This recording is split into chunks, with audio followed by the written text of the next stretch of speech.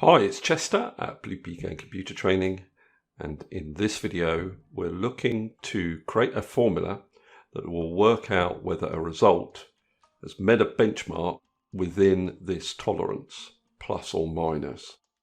So the first step would be to find the difference between the result and the benchmark. If I copy this down, those are the results. Now if I was to measure these results against the benchmark, the test would be this result, is it less than or equal to the tolerance, which I need to fix. And if I copy this down, you'll see that there's a problem. So for example, this result here shows true, that the test has been met, but it's outside the tolerance. And the reason why I get a true there is because this is a minus value. Minus 9.3 is less than 0.75. So I need to get rid of these minuses, and one way of doing that is to use the ABS function. Returns the absolute value of a number without a sign.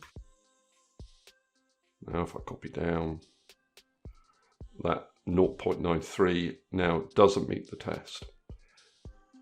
Once I have my logical test, which I need to put in this cell, and copy down, which means I can get rid of these.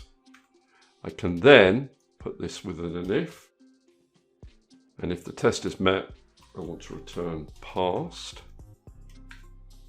and if it hasn't been met, I want to return fail.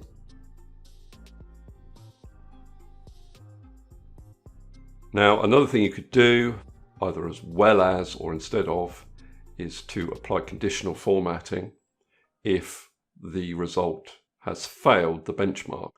Now to do that, we can borrow this logical test.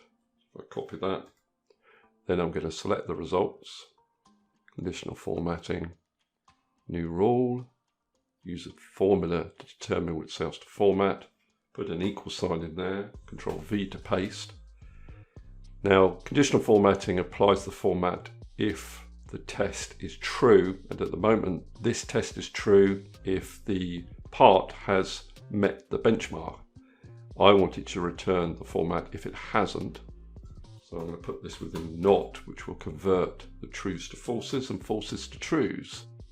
Then I can choose my format,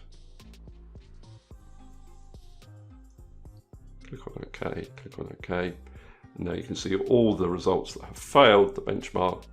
I've got a red background. Okay, that's all I wanted to cover in this particular video. Hopefully that's useful. If it is, please subscribe, and I'll see you next video.